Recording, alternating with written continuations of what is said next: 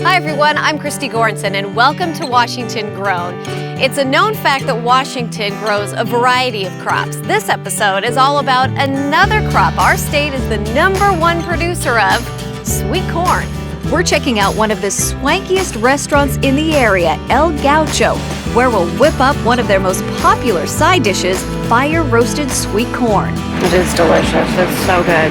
And sweet corn ice cream. It's a thing. We made some, and Tomas is seeing if people in Spokane can guess what flavor it is. That's like nothing I've tasted. Then we're at Quincy Foods, getting a behind-the-scenes look at how fresh ears of corn become the cobs and kernels we buy at the grocery store. All this and much more on Washington Grown.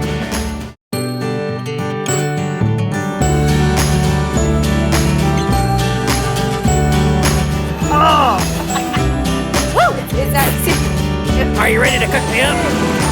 Okay, I don't have the hang of this. So this is where we get our water. Cheers. Hopefully they won't eat my shoelaces.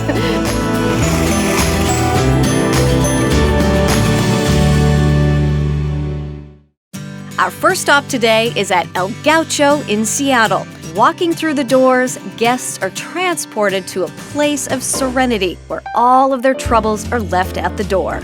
It's a premier steakhouse where the servers wear tuxedos and you may need to borrow a flashlight for your menu. The live piano jazz, calming ambiance, and of course, exquisite food make any night at El Gaucho one to remember. The food obviously is some of the best in the city. It's fantastic. Whenever you come here, it's always top quality, from the customer service to the food. You feel like you're the only guest here and you're not just a number. And executive chef Matt Branzi says that's what El Gaucho is all about. We go to every length to make sure that people feel comfortable, and we make sure that everything is just impeccable as far as the service goes and the food. And this place it's magical. It has so many different elements to it, from the food to the service, but what it really boils down to is just the experience that the guest has. But not pretentious in any way. Oh, absolutely not.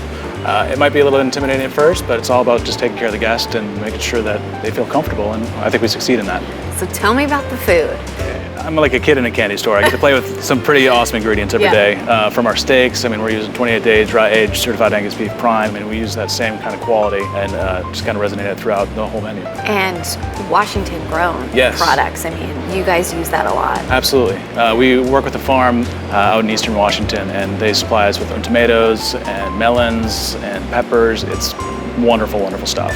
Coming up, we're hopping in the kitchen with Chef Matt to cook up El Gaucho's famous fire-roasted sweet corn. It's like summertime. Totally. In a spoonful.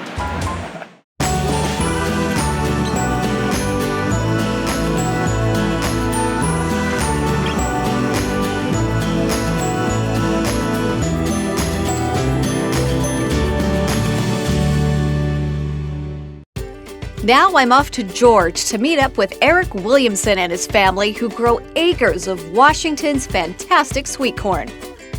If we keep stopping at cornfields, they'll think we're stalkers. So this is about ready to go? Yeah, this is probably roughly a week away from harvest. And, A week away. you can see it's already turning yellow. And it's really good. Looking. Really good. So that's just right. You want an ear? Yeah. Here we go. Just rip it off. Yeah, there you go. That is pretty. Look at that. You just come out, grab some for dinner. I do it all the time.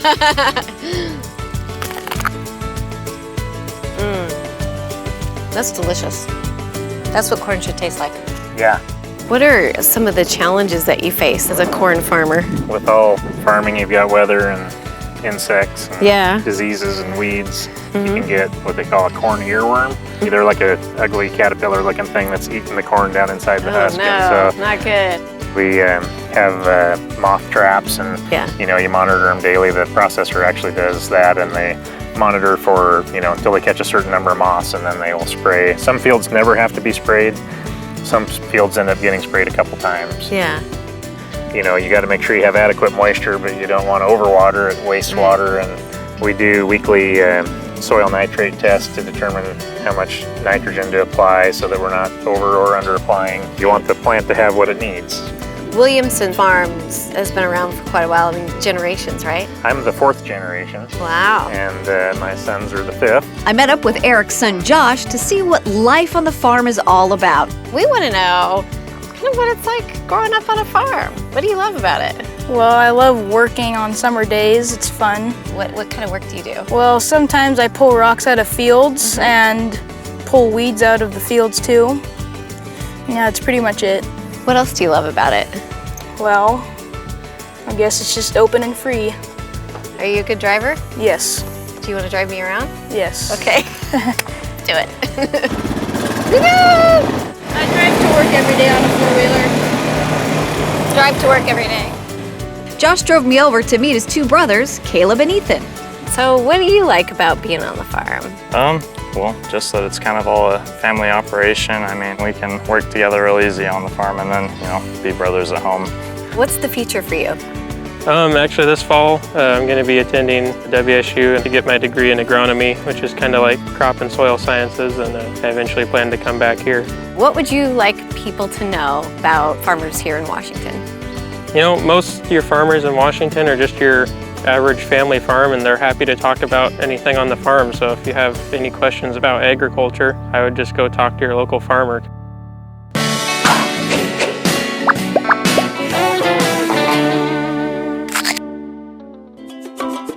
One of my favorite stops at the Interstate Fair is biting into an ear of fresh market sweet corn that's been flame roasted. Sweet corn has a higher natural sugar content than other varieties of corn, and it has to be fresh or the delicate sugars quickly lose their sweetness. Americans aren't the only people who enjoy larger portion sizes, as thousands of years ago, Mayan farmers bred corn to nearly modern-day sizes. In Washington State, corn grows tall and is a leading producer for sweet corn production. Corn is one of the few foods that humans eat lathe style, and eating your kernels in neat concentric circles might tell you something about yourself. It's versatile too, and during winter months, frozen corn kernels can be heated and added to casseroles, tacos, soups, stews, and stir-fries. From a nutritional perspective, corn provides respectable amounts of fiber, protein, and the mineral magnesium. And an average ear of corn is less than 100 calories. Sweet corn's white or yellow coloring also provides functional compounds that are good for vision health. Most Americans have been alerted to over-consuming high fructose corn sweetener, which is a byproduct of corn. Instead of focusing on avoiding high fructose corn sweetener, I'd encourage you to practice mindful intake of all your food, whether it's donuts, corn, beans, fruit, vegetables, candy, or soda. Corn has been around for thousands of years and is a staple crop of Washington, whether you eat it in neat little rows or munch it from side to side. Coming up, we're back at El Gaucho and stepping in the kitchen with the chef to whip up their famous fire-roasted sweet corn. And Tomas is in Spokane with some sweet corn ice cream, seeing if people can figure out what flavor it is.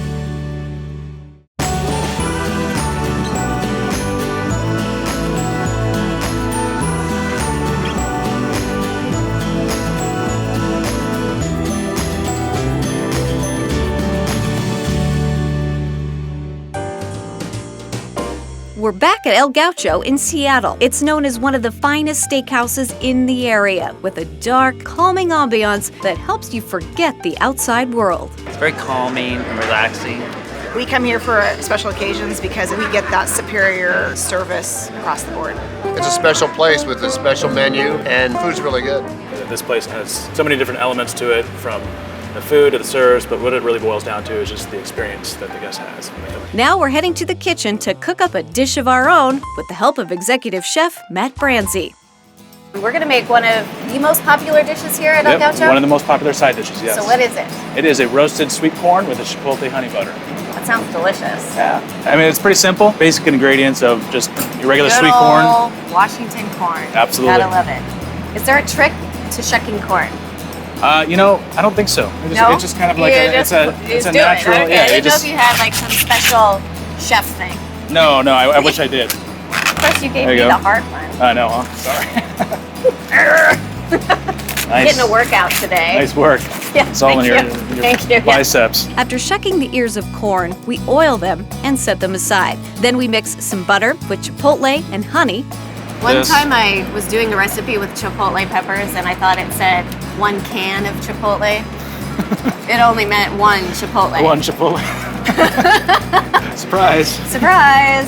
It's hot. That's So a lot of don't make that mistake. That's a lot of chipotles. Yeah. Then it's time to throw our corn on the grill. Now I do have to warn you, Yeah. when we're grilling corn, it's like throwing a bunch of bottle rockets into a bonfire.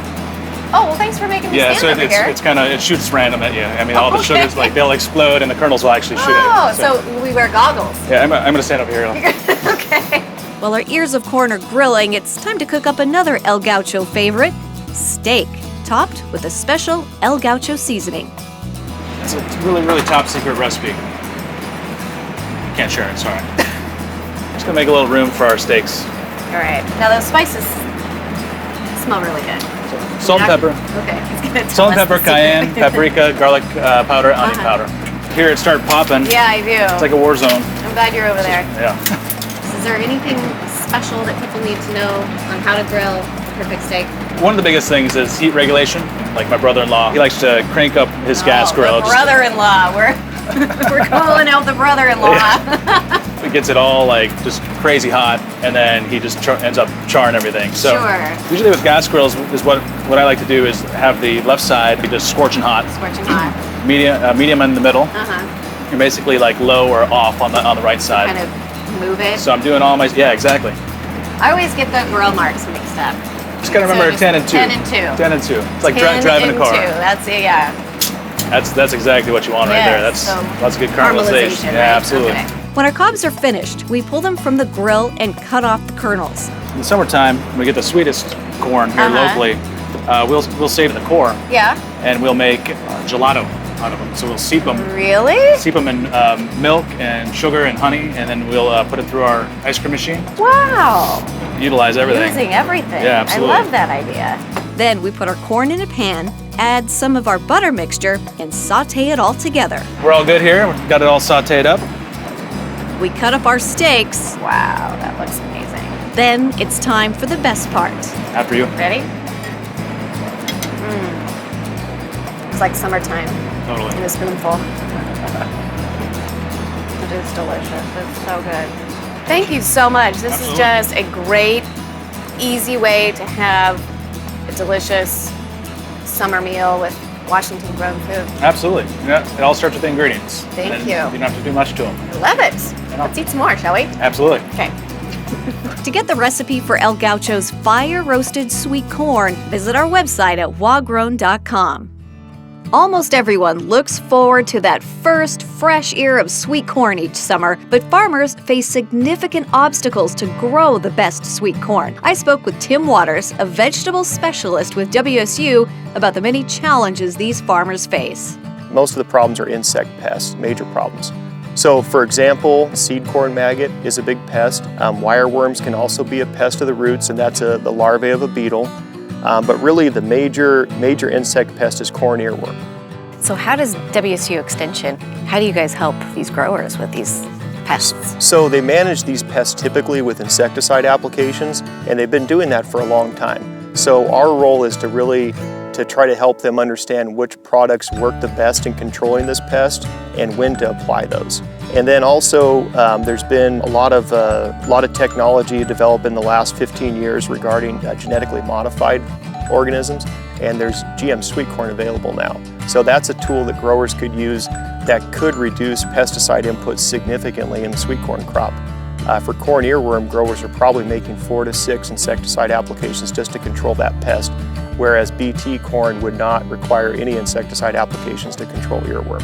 What exactly is BT corn? So BT corn has genes of a naturally occurring soil bacteria in the plant that prevents the earworm from developing in the corn. So in a traditional non-modified crop, the earworm will start to feed in the ear, and it won't die unless it gets contact with a pesticide. Just get fat and happy. Just get fat and happy. So here we're using a bacteria that's in the plant to control the pest without making any insecticide applications. You reduce the number of pesticides that are used. It's less expensive for the grower because they're not having to apply and pay for those pesticides.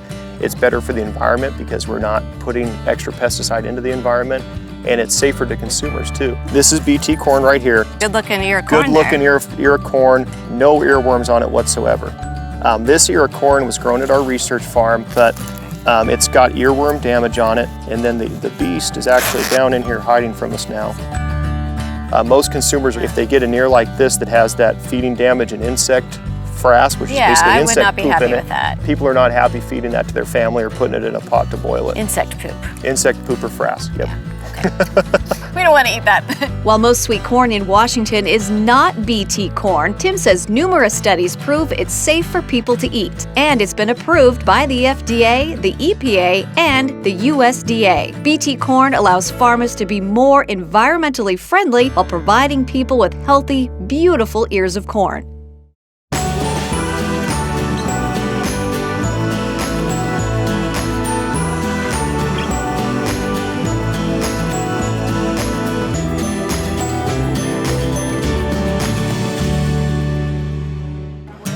You know, when I think of summertime, I'm thinking of fresh ears of sweet corn.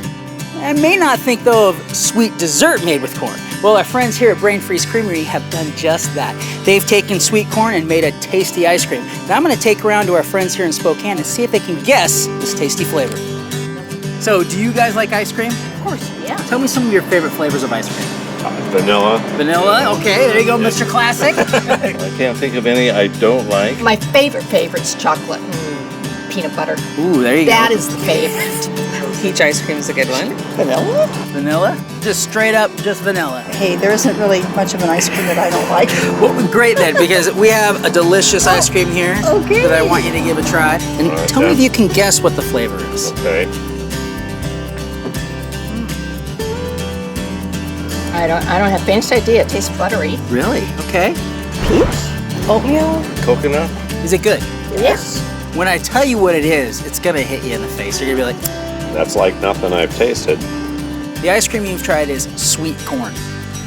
Oh my goodness. Yes. Corn. Yes. Wow. I would have never guessed that. Is it good? It's really good.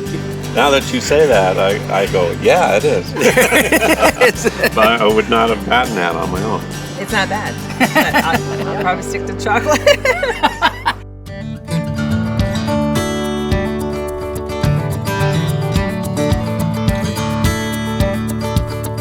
How does corn from the fields become the cobs and kernels we find in our grocery stores? To find out, we visited Quincy Foods, where Chris Scott gave us a behind-the-scenes look at how locally grown corn is frozen and packaged to be sent out all over the world. After being freshly harvested, corn is delivered to Quincy by the truckloads. The corn then starts its journey by going through a machine that removes the husks. All that hard work you guys do at home, get done in 2 seconds. The leftover husks are recycled and sold back to the farmers as silage for cows and pigs. That's actually really high quality silage. It's in good demand. So all of our product, again, all the water that comes through the system goes through that building and everything is sustainable. The corn's next step is to be sent out to a conveyor belt to be inspected. And what our wonderful employees are doing right now is looking at each cob to find the perfect one. Those go to be packaged and frozen as individual cobs. Anything else goes down the belt and it goes to get cut. It's a natural product, you know, we're not making nuts and bolts. We've got to work with what we have. Next, the corn goes through different cutting machines depending on what product it will become. One machine strips all the corn's kernels off in mere seconds. So when it comes out, you can see a majority of those kernels are all gone. Wow. They do it just... And that's just like that. So you can see our total production in corn right here. Wow. When you get stuff from overseas or another part of the country, they need to ship it. And sometimes that product is picked before its optimum pick time. What we do is we grow it to its maximum potential and harvest it as close to that as we possibly can, which means you have higher sugars, better nutrients, and then we freeze it immediately. After a rinse, both the cob and kernel products are sent to be blanched. So that's what's happening here? Yep. So in that huge steamer right there, it's getting cooked, and this is cool down. So after it gets into 195, we try to cool it down as quick as possible before we get it to freezing. Chris offered me a cob to taste. And of course my answer was yes. That corn that was out in the field and ran through our cutters has now been cooked and ready for freezing. So, yeah, this is the best time to eat the corn. After our snack, he showed me a separating machine that the kernel products go through. Really cool technology. Each little corn goes underneath a camera in here. And so if there's any kind of ham, which is a little bit of cob or something that gets in there, this machine sees it and shoots it out. So everything that comes in is just the corn kernel, nothing else. But that way we're making sure we get the best quality to the customer. The corn is then quickly sent to the large freezer, which stays between -5 to -10 degrees. This is where the corn becomes frozen for packaging while keeping in all of its freshness and nutrients. Once it's frozen, the corn is packaged and ready to be sent out to local and international customers. It's packaged in these individual 1 kg packages and goes to Japan. Hey, that's cool. We do a whole slew of different packages here.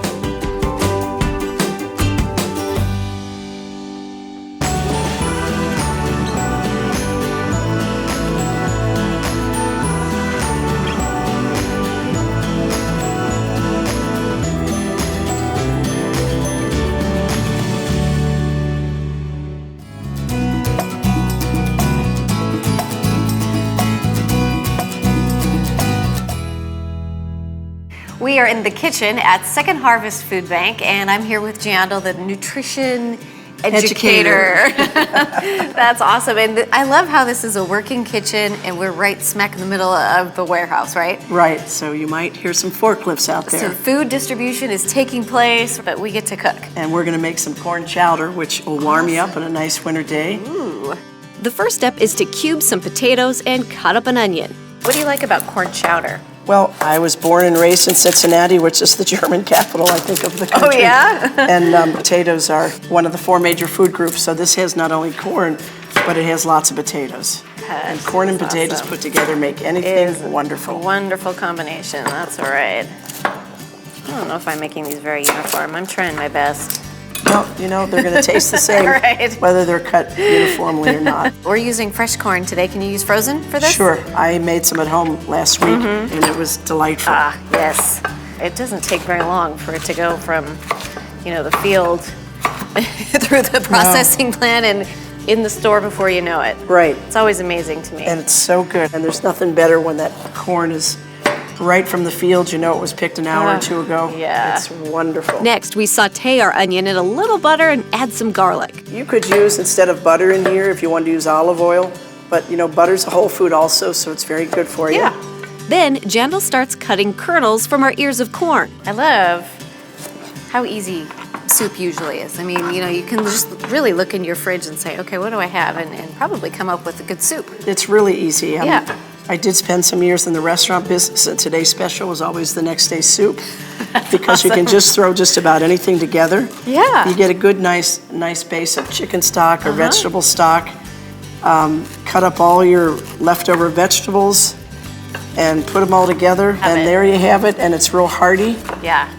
And it warms your tummy. It does. I remember in school, like grade school, one of the things that our teacher would have us do just for fun, where every kid would bring a different vegetable, and then we would just throw it into a pot, and at the end of the day, we'd have soup. Well, and there's that old story about the stone soup. Yeah. They just keep adding more water. Exactly. And it feeds a lot of people. That's right. Now we make a roux to thicken our soup by adding some flour and chicken stock to our onions and toss in a couple of bay leaves. And soups always seem to bring a family together, because it's nice to sit around and have a nice hot bowl of soup. It does, doesn't it? Then we throw our corn and potatoes in the mixture. Potatoes are awesome. Red potatoes are so good for you.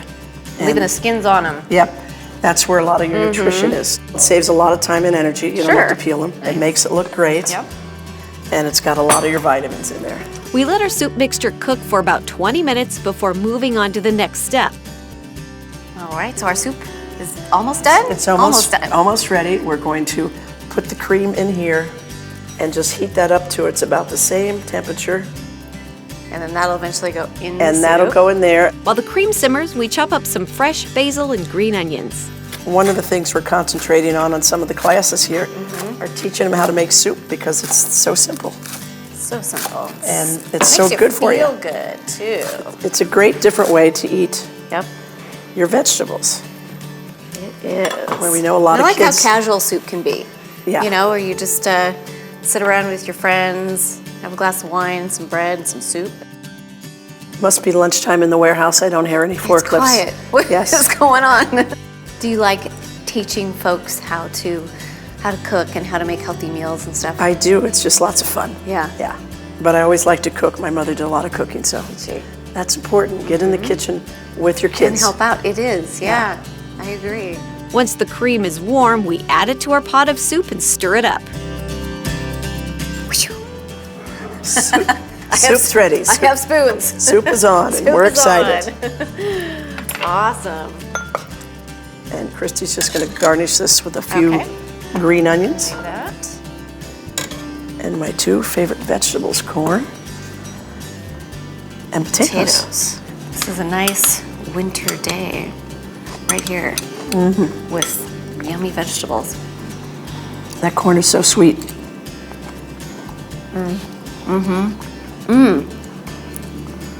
So creamy. It's not like a super thick, heavy chowder, which I like. I like how this is. And the basil just adds another flavor to it. Yes. Yeah. Very nice.